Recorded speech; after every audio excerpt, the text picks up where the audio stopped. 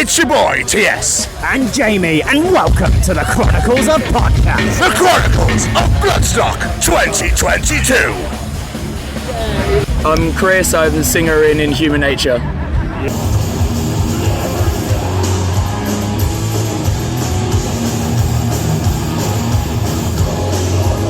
So, first and foremost, how was your pandemic season? How was that the last few years? Oh, wow. It wasn't too bad, to be honest. I think I ended up getting COVID at the tail end of it anyway. But like me and my girlfriend, we lived together, so we had each other to like hang out with and stuff like that. I would say it was like hard not being able to play shows. Like if I get deep about it, there was a point where I was like, oh fucking hell, like is that it now? Am I just gonna work from home every day and like not get to do all the shit I actually like to do? I like my job or whatever, but like, you know, like playing music is what I've done since I was a teenager. And there was a point where I was like, oh fuck, like is this life now? But obviously, you know, we're at Bloodstock and it's obviously all right. So yeah, but yeah, overall I'd say I was like 70% fine. 30% like not good, but it was all right. As long as it's 70% in the positive. Watched a lot of movies, read some books, shit like that. It was all right. Yeah, had each other to hang out with, so it was cool. Which is great. Yeah. So how are you finding Bloodstock so far? It's a very, very hot one this year. Yeah, I wore black jeans, black boots, and I wore a denim cut-off on stage, which I took off halfway through, which was a mistake. But you do have to suffer for heavy metal. I'm feeling sorry for Gwar later. They have all my sympathies. They are going to melt. I was trying to explain Gwar to someone in a coffee shop yesterday before I came, and they were just like, what the fuck? They were like, aren't you going to be hot? I was like, mate, like go and look up Gwar and you feel bad. So yeah, it wasn't as bad as that. But yeah, I am looking forward to seeing Gwar. It's one of the bands I want to see. So I'm into that, yeah. But yeah, it's the first time I've ever been to Bloodstock, actually. Oh, really? Our drummer comes every year. Dara, who played bass for us, he's been before. But yeah, literally my first day ever here is now. It's really cool. Amazing. Yeah, it's awesome. So you get to play on the first day and enjoy the rest of the festival? Yeah, exactly. Yeah, I'm looking forward to seeing Merciful Fate tomorrow. That's like going to be my highlight. Yeah. That's what I'm really looking forward to. Yeah, just hanging out. It's also our guitarist's birthday. It's our guitarist's birthday today, which he begged us not to mention on stage. and I don't know who did it. It got introduced, and then it's Dara who's playing bass for us. His birthday tomorrow, so I think it will be party central. Absolutely. Which would be cool. Yeah, man. Yeah. How did the set go? How did you feel your set went?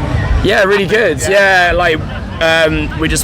we plowed through like 7 songs as quick as we could just to fit it into half hour.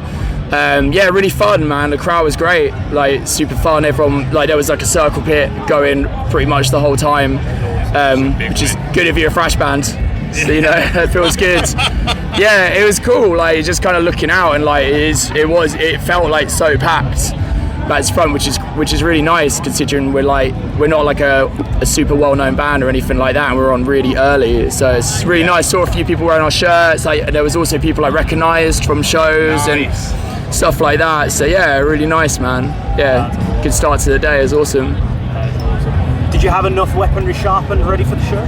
Well, normally our actual bassist, who unfortunately couldn't make it, he's the guy that has all the weapons. So we didn't bring. The plan was for me to walk on with a massive broadsword. Kind of like a fucking ego dickhead. Like everyone else is on, and I was going to walk on with a sword. But yeah, he's got the arsenal at home, so I couldn't get it. So it's sharpened, it just wasn't there. Yeah, exactly. It was ready to go, but not here, unfortunately. But well, what can you do? Obviously today you're here playing the Sophie Lancaster stage. Yeah. What do you know of Sophie Lancaster and that whole story? I mean, obviously I know what happened with her and her boyfriend. Obviously got attacked while they were out in a park, and you know, Sophie tried to protect her boyfriend who's also been attacked, and in the end, obviously, you know, she died from it, which is just fucking awful, you know. Like, I guess that is what I know about. I know some of the guys involved went to prison, and I think they're out now, stuff like that. But yeah, I guess that is what I know about it, really. Yeah, and obviously, you know, it's great that they named the stage after it. As well. That's what I love about it. You know, you've got that stage there. We're trying to talk to many bands who can play now. Yeah.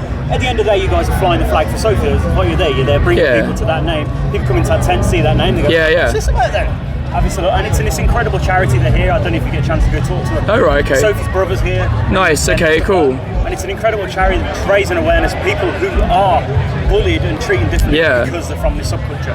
So I think it's amazing to be here. It's a great message. I was thinking about this because obviously I knew we were going to talk about it, and you know, like someone might argue with me against this, but like I bet if you looked at like Sophie and her boyfriend and the people that did the attack, I bet their backgrounds aren't even like that dissimilar.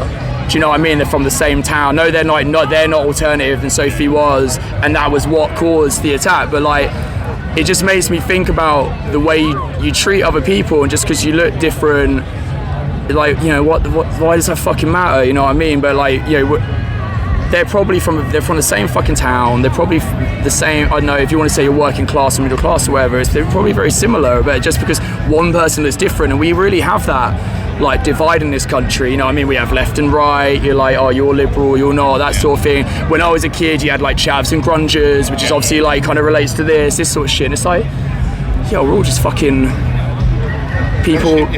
You know, life is shit enough without trying to fucking hate someone who just looks a bit different from you. You like a different type of music. It's bullshit, man. You know? It's ridiculous. And it's like, where does that come from? And I don't think it really stems from the people who act in that way. I think it does come from like above, you know? Yeah. It's crazy. Absolutely, you know, that, like, I know everyone keeps taking the piss out of this whole Stranger Things phenomenon at the minute with Eddie Wilson, but that kind of proves the point of what we're saying is that's set in the 80s, and he was treated differently in an outcast because he was alternative, and it shows how long this shit's been going on. And exactly. Yeah, absolutely. You know, but if people, you get out of that mindset of like, oh, you know, they're different from me, like, just talk to people, you find that you're very similar, man. You're just like fucking people trying to live and go to your jobs, whatever, like, and then you go out and do stuff that you like, and everyone does that shit, but there's no need to fucking fight over it. I mean, it's been happening, you know, like, happened in the 80s, the mods and rockers were at it all the time, and I know, like, you know, human beings are naturally like tribalistic and stuff like that, but I don't know, man, I don't see a dude in a tracksuit and think I'm gonna fucking fuck that guy up. Like, sometimes I worry they would look at me and be like, oh, I'm gonna fucking mess with this dude, but like, luckily I'm like over 6 feet tall, and I don't get messed with a lot, but you know, it's like, I don't get it, man. I don't get that sort of stuff, but you know, maybe like something like Stranger Things, where people might watch that. That's a pretty universal show. People might watch it and be like, oh, okay, like. I'm hoping. I'm really hoping. Yeah, fingers crossed, definitely. Chris, it's been amazing. Thank you so much for doing this. No, you're welcome, man. That's cool. Appreciate it. Enjoy the rest of your weekend. Yeah, you too. Thank you. Nice one, guys. Thank you very much.